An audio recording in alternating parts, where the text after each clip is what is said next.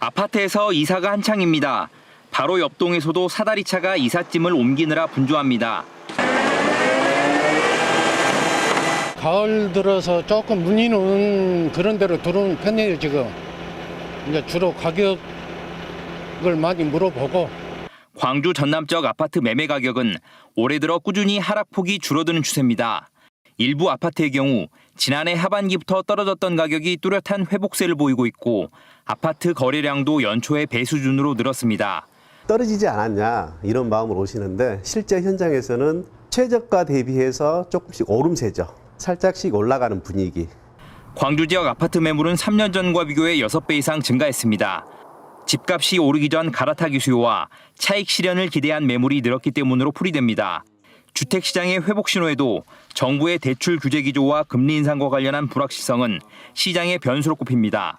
상반기에 이미 급매물이 팔렸고 대출 금리도 오르는 데다가 역전세난이 계속되고 있어서 일부 회복세는 나타나겠지만 반등세가 강하지는 않을 것으로 예상이 됩니다.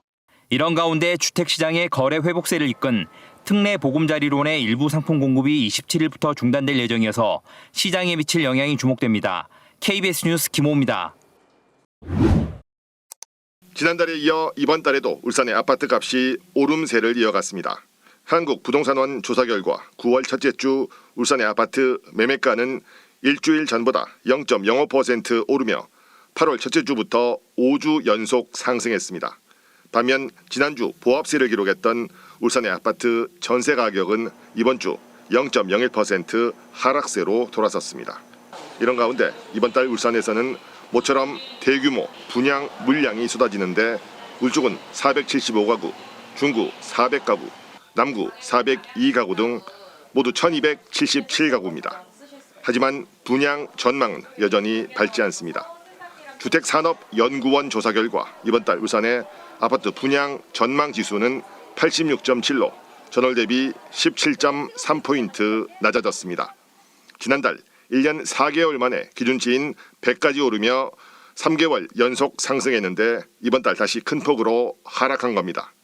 여전히 높은 대출 금리와 경기 둔화 우려 등이 복합적으로 작용한 결과라는 분석입니다. 아무래도 분양 가격에 대한 민감도가 여전히 높은 상황이다 보니까 분양 가격 정도에 따라서 분양 청약 결과도 상당히 다르게 나타날 걸로 보여집니다. 지난 4월 기준 울산의 아파트 평균 분양가는 3.3제곱미터당 1,822만 5천 원으로 1년 전보다 19만 8천 원 상승했습니다. 높은 금리와 분양가 부담 속에 올 하반기에는 울산의 분양시장이 반등의 계기를 마련할 수 있을지 주목됩니다. KBS 뉴스 이현진입니다.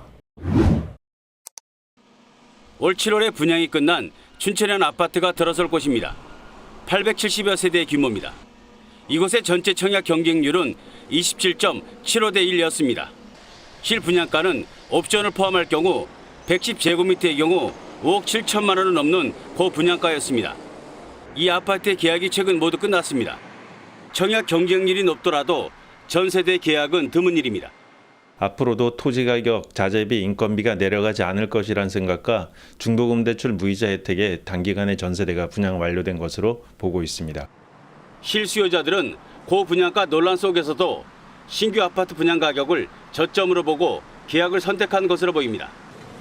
신규 분양 시장도 들썩이고 있습니다. 인건비와 자재값 인상으로 아파트 공급 가격이 떨어질 가능성이 적다는 인식이 퍼지고 있기 때문입니다. 하지만 부동산 시장이 완전한 반등세로 돌아섰다고 보기에는 성급하다는 지적도 나오고 있습니다.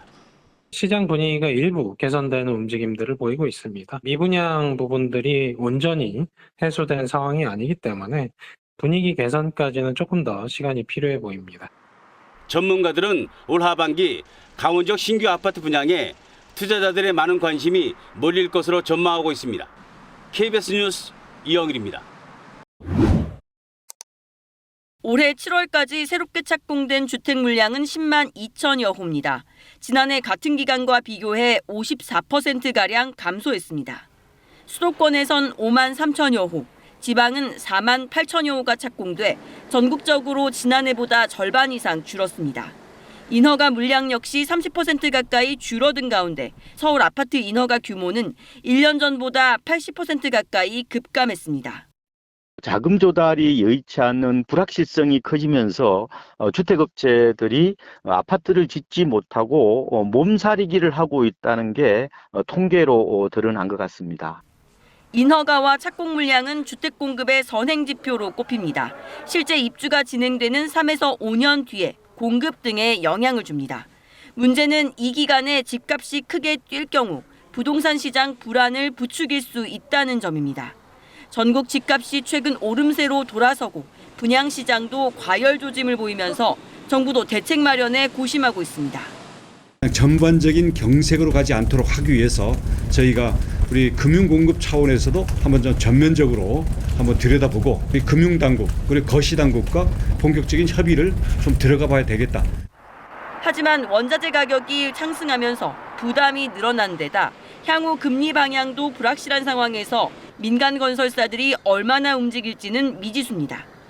한국토지주택공사 LH도 철근 누락 사태로 수사를 받고 있는 데다 조직 재정비를 하고 있는 만큼 공공분야 공급에 차질을 빚을 수 있다는 우려도 여전합니다.